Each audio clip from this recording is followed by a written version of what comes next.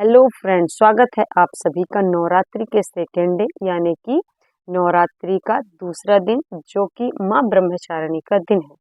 तो कैसे हैं आप सब? आई होप आप सभी स्वस्थ, मस्त और एनर्जेटिक होंगे। अगर आप भी मेरे चैनल में नए हैं तो मैं बात करती हूँ law of attraction, energy, vibration, manifestation, law of Karma, spirituality. अगर आप भी इन टॉपिक में इंटरेस्टेड हैं तो आप मेरे चैनल को सब्सक्राइब कर सकते हैं। वीडियो पसंद आए तो लाइक कर दीजिए, दूसरों को भी शेयर करिए और हाँ, बेल आइकन जरूर प्रेस करिए ताकि आने वाली ऐसी इंपॉर्टेंट वीडियो का नोटिफिकेशन आप सबको पहले मिल जाए। तो चलिए, आज की वीडियो में हम बात करने वाले हैं नवरात्रि के सेकेंड डे यानी कि दूसरे दिन में जो माँ ब्रह्मचारिणी का दिन होता है। माँ ब्रह्मचारिणी का महत्व जानेंगे इस वीडियो में, इसलिए इस वीडियो के लास्ट तक जरूर बने रहिए। आपको पता चलेगा कि आज के दिन का महत्व क्या है, माँ ब्रह्मचारिणी का महत्व क्या है, माँ ब्रह्मचारिणी को माँ ब्रह्मचारिणी क्यों कहा जाता है, क्यों कहा गया, और माँ ब्रह्मचारिणी जो हैं वो कैसे अपने तप, दृढ़ इच्छा शक्ति से अपने जो भी उन्होंने प्रतिज्ञा ली थी उसे कैसे पूरा किया। और उन्होंने ये संदेश दिया कि अगर आपकी इच्छा शक्ति दृढ़ है, आपका तप और आपके अंदर साहस है, धैर्य है, तो आप कैसे असंभव को भी संभव कर सकते हैं। और हम आगे जानेंगे कि कैसे माँ जो ब्रह्मचारिणी है उनका संदेश क्या है, वो हमें क्या मैसेज देती हैं, और लॉ ऑफ अट्रैक्शन से कैसे आप अपने लक्ष्य को, आप अपने डिजायर को कैसे अचीव कर सकते हैं, प्राप्त कर सकते हैं। तो चलिए, सबसे पहले हम माँ ब्रह्मचारिणी को माँ ब्रह्मचारिणी क्यों कहा गया, इसकी एक छोटी सी कथा जान लेते हैं। तो जो माँ ब्रह्मचारिणी है ना, वो पर्वतराज हिमालय के यहाँ एक जो है पर्वतराज हिमालय के यहाँ पैदा हुई। तो पर्वतराज हिमालय की पुत्री माँ ब्रह्मचारिणी, जब उन्होंने शिवजी को पति रूप में प्राप्त करने के लिए प्रण लिया, तो शिवजी को प्राप्त करना, क्योंकि शिवजी जो है ना वो विरक्त योगी है, उन्हें प्राप्त करना इतना आसान नहीं है। उन्होंने असंभव काम को, जो है असंभव सा लगने वाला कार्य, अपनी जो है प्रतिज्ञा में लिया। उन्होंने ये प्रतिज्ञा की, उन्होंने प्रण किया कि मैं शिवजी को ही पति रूप में वर्ण करूंगी। उन्होंने इतनी कठिन तपस्या को ठान लिया। जब उन्होंने वर्षों वर्षों तक इतनी कठिन तपस्या की, जब उन्होंने फल खाकर रहते थे, कई सालों तक वो फल खाकर रही, कई सालों तक पत्तियां खाकर रही, कई सालों तक पानी बस पीकर रहा, अन्न जल फिर बाद में सब कुछ त्याग दिया। बाद में जब वो हवा यानी कि सिर्फ और सिर्फ सांस लेकर ही जिंदा थी, जब इतनी कठिन तपस्या देखा तो जितने भी देवता थे, जितने भी ऋषि मुनिया थे, सभी ऋषि मुनि योगियों ने उनके इस कठिन तपस्या को देखकर अचंभित में पड़ गए। जब इतनी कठिन तपस्या देखकर सब अचंभित रह गए, तब ब्रह्मा जी ने उन्हें वरदान दिया कि आपको शिवजी ही पति रूप में प्राप्त होंगे। उनकी इस तपस्वी ने स्वरूप को देखकर सभी ऋषि मुनियों ने, योगियों ने उन्हें ब्रह्मचारिणी कहा। माँ ब्रह्मचारिणी तभी से माँ ब्रह्मचारिणी के नाम से जानी जाती है। तो माँ ब्रह्मचारिणी, ब्रह्म यानी कि अपार शक्ति, ज्ञान, परम सत्य, यानी कि जिनके पास परम ज्ञान हो, परम ज्ञान को धारण करने वाली, आचरण मीन्स होता है धारण करने वाली, ब्रह्मचारिणी, चारिणी का मतलब होता है धारण करने वाली। तो माँ जो ब्रह्मचारिणी है वो परम ज्ञान को धारण करने वाली है, परम ब्रह्म ज्ञान को धारण करने वाली है। तो जो ब्रह्मचारिणी, माँ ब्रह्मचारिणी, वो हमें क्या मैसेज देती हैं? वो हमें मैसेज देती हैं कि कैसे आप धैर्य और निरंतर शक्ति और निरंतर अपनी तपस्या से, अपनी साधना से, अपनी भक्ति भाव से, अपने सकारात्मक सोच से असंभव कार्य को भी संभव कर सकते हैं। कोई भी इस दुनिया में कार्य जो है वो असंभव नहीं है। आप अपने दृढ़ इच्छा शक्ति से हर असंभव कार्य को भी संभव कर सकते हैं। अब हम जो अगर आप ब्रह्मचारिणी, माँ ब्रह्मचारिणी का प्रतीक देखेंगे, उनको अगर उनकी तस्वीर को आप देखेंगे, माँ ब्रह्मचारिणी को देखेंगे जब, तो आप पाएंगे कि माँ ब्रह्मचारिणी एक हाथ में कमंडल लिए हुए हैं और एक हाथ में वो जपमाला ली हुई, सफेद वस्त्र धारण की हुई है, मुख में एक आभा, शांत आभा मंडल है, तपस्विनी स्वरूप है उनका। ये जो प्रतीक हैं, ये सब अलग अलग प्रतीक हमें अलग अलग मैसेज दे रहे हैं। जो उनके हाथ में जपमाला है वो उन्हें ध्यान, तप, कठोर तप और निरंतर प्रयास का प्रतीक है कि आपका जितना बड़ा लक्ष्य होगा, आपका जो प्रयास होगा उतना ही बड़ा होगा। निरंतर अगर आप प्रयास कर रहे हैं तो आप असंभव काम भी संभव कर सकते हैं। तो जो उनके हाथ में जपमाल है वो ये मैसेज देता है कि आप अपने लक्ष्य के प्रति निरंतर प्रयास करते रहें। जो उनका कमंडल है वो तप और स्थिरता का प्रतीक है। उनके जो वस्त्र हैं वो पवित्रता का प्रतीक है। जो वो सफेद वस्त्र धारण की हुई हैं वो पवित्रता का प्रतीक है, शांति का प्रतीक है। उनके मुख में जो एक शांत आभा मंडल है वो हमें धैर्य और शांति से और हमेशा कठिन परिस्थितियों में भी कैसे आपको अडिग रहकर अपने लक्ष्य के प्रति समर्पित रहना है, ये हमें मैसेज देती हैं। कितनी भी कठिन परिस्थिति आ जाए, उनका जो तपस्विनी स्वरूप है वो हमें मैसेज देता है कि आप अपने हर कठिन समय में, हर कठिन स्थिति में, हर समस्या, कितनी भी कठिन समस्या हो, हर कठिन समस्या में आप भक्ति भाव नहीं छोड़े। आप हमेशा निरंतर जो है प्रयास करते रहें। आप माँ ब्रह्मचारिणी की तरह जब तक, जैसे उन्होंने शिव को प्राप्त करने का वर नहीं प्राप्त कर लिया, वरदान प्राप्त नहीं कर लिया, तब तक उन्होंने हट नहीं छोड़ा। यानी कि तब तक वो प्रयास करती रही, तब तक वो कठिन अब जो है वो प्रतिज्ञा अपना पूरा करने के लिए प्रयास करती रही। तो जो उनके हाथ में जो जपमाला है वो यही संकेत है, वो यही मैसेज है कि आपको तब तक प्रयास करते रहना है जब तक आपका लक्ष्य पूरा नहीं हो जाता है।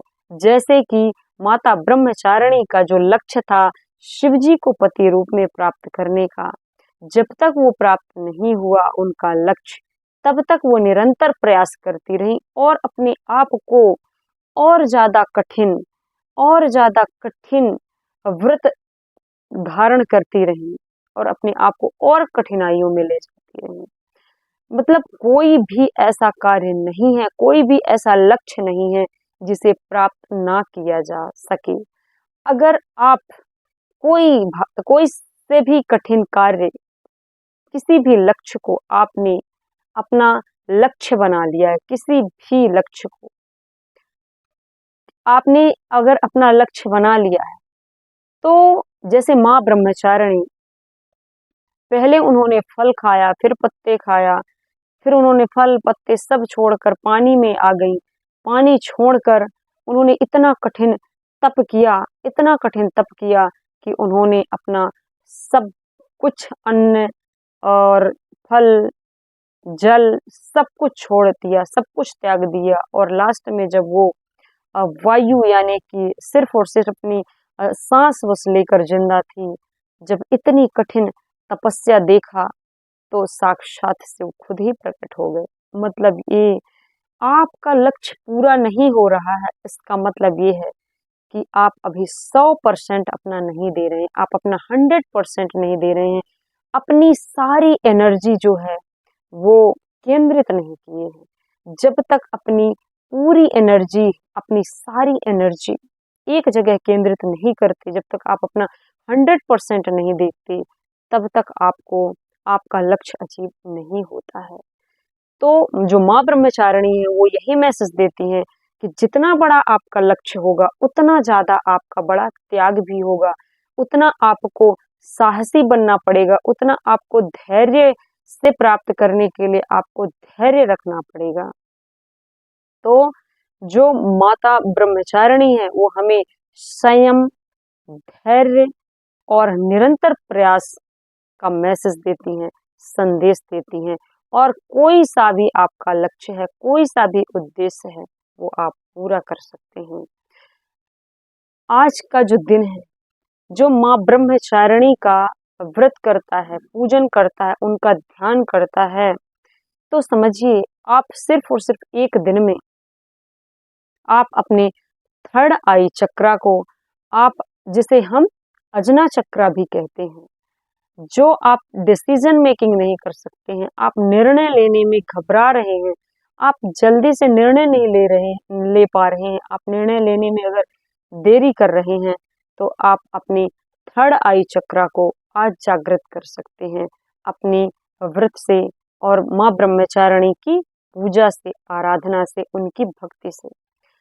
आज ही आप उनकी भक्ति से, माँ ब्रह्मचारिणी की ध्यान से, माँ ब्रह्मचारिणी की शक्ति से आप अपने हार्ट चक्रा को जागृत कर सकते हैं।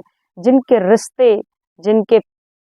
रिश्तों में प्यार नहीं है, मधुरता नहीं है, जिनके अंदर सहानुभूति नहीं है, उनका इसका मतलब है कि हार्ट चक्रा बैलेंस नहीं है। आप अपने आज हार्ट चक्रा को जागृत कर सकते हैं।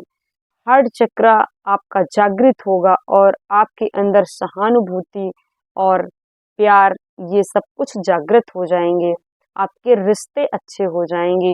अगर आप अपने रिलेशनशिप को हील करना चाहते हैं, रिश्तों को ठीक करना चाहते हैं, तो आप अपने हार्ट चक्रा को सिर्फ आज माँ ब्रह्मचारिणी की पूजा आराधना करके जागृत कर सकते हैं।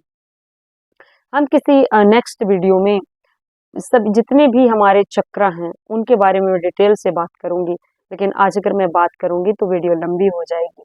आज आप अपने 3 चक्र को जागृत कर सकते हैं। आप अपने अजना चक्र यानी कि थर्ड आई चक्र, जिसे हम आज्ञा चक्र भी कहते हैं, जिसे हम अपने जिंदगी में डिसीजन लेते हैं, निर्णय लेते हैं, और सटीक निर्णय हो, आपका डिसीजन क्लियर हो, यानी कि आपके अंदर क्लियरिटी अगर नहीं आ रही है, इसका मतलब आपका थर्ड आई चक्रा बैलेंस नहीं है।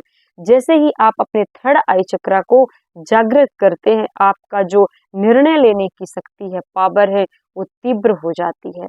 और हार्ट चक्रा जैसे ही जागृत होता है, आपके अंदर सहानुभूति, प्रेम और इच्छाओं को आप महसूस कर पाएंगे। जब तक आप फील नहीं कर पा रहे हैं तो आप सहानुभूति आपके अंदर नहीं है, आप अपने हार्ट चक्रा पे काम नहीं किए हैं, आपका हार्ट चक्र जागृत नहीं है। तो सिर्फ ब्रह्मचारिणी की पूजा करने से, माँ ब्रह्मचारिणी के ध्यान और आराधना से, उनके तप से आपके अंदर एक भक्ति, एक अंतर्ज्ञान जागृत होता है। और ये भक्ति और ज्ञान आपको निर्णय लेने में, आपके सहानुभूति, प्यार में, आपके हार्ट चक्र को, अनाहत चक्र जिसे कहते हैं, उसे जागृत करने में आज आप अनाहत चक्रा को जागृत कर सकते हैं, आप अजना चक्रा को जागृत कर सकते हैं। ये महत्वपूर्ण है कि आज आप अपनी अजना चक्रा और अनाहत चक्रा और अपने मणिपुर चक्रा को जागृत कर सकते हैं। मणिपुर चक्र आपको आपके इच्छा शक्ति को दृढ़ करता है, यानी कि आप जिस काम को करने के लिए ठान लेते हैं उसमें आप अडिग रह सकते हैं।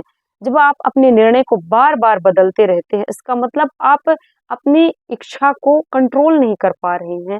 आप जो भी डिसीजन लिए हैं उसको बार बार चेंज करते रहते हैं, उसमें आप अडिग नहीं रह पाते हैं। इसका मतलब आपका जो मणिपुर चक्र है ना, वो बैलेंस नहीं है, वो जागृत नहीं है। जैसे ही आपका मणिपुर चक्र जागृत होता है, आपके डिसीजन में दृढ़ता आएगी, आप अडिग रहेंगे अपनी लक्ष्य के प्रति, आप अपने डिसीजन में विश्वास रखेंगे और उसे बार बार चेंज नहीं करेंगे। तो मणिपुर चक्र जो है उसे आप जागृत करिए और माँ ब्रह्मचारिणी का व्रत और पूजन और ध्यान से आप अपनी तीनों चक्राओं को जागृत कर सकते हैं। तो मणिपुर चक्राओं को आप माँ ब्रह्मचारिणी की भक्ति भाव से, उनके ध्यान से जागृत कर सकते हैं।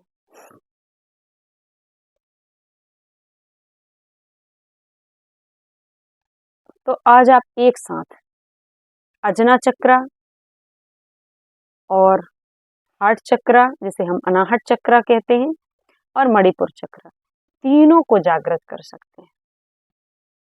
तो जो माता है ना, माता ब्रह्मचारिणी, माता ब्रह्मचारिणी को जब अगर देखेंगे तो एक हाथ में वो कमंडल ली। कमंडल उनके तप का प्रतीक है, उनके धैर्य का प्रतीक है, उनके स्थिरता का प्रतीक है। में भी हम यही बात करते हैं कि जब तक आप अपनी सारी एनर्जी एक अपने लक्ष्य पर केंद्रित नहीं करते तो आपका वो लक्ष्य, आपका उद्देश्य, आपका डिजायर, आपका गोल पूरा नहीं हो पाता है। तो सबसे पहले आपको क्या करना है, अपनी सारी शक्ति को, अपनी सारी एनर्जी को अपने लक्ष्य पर केंद्रित कीजिए। जैसे ही लॉ ऑफ अट्रैक्शन क्या कहता है, जैसे आपके थॉट्स रहेंगे, जैसे आपके विचार रहेंगे, वैसे आपके बिलीव रहेंगे, और जैसे आपके बिलीव रहेंगे, विश्वास रहेंगे, वैसी ही चीजें आपके लाइफ में अट्रैक्ट होकर आएंगी। तो माँ ब्रह्मचारिणी भी हमें यही मैसेज देती है, अगर आपके लक्ष्य में आपके अंदर धैर्य नहीं है, शक्ति नहीं है, तो आपका जो गोल है, आपका जो डिजायर है, वो पूरा नहीं हो। ये बस इतना है। कल फिर मिलेंगे नेक्स्ट वीडियो में, तब तक के लिए बाय। थैंक यू मुझे सुनने के लिए। जय माता दी। Thank you so much.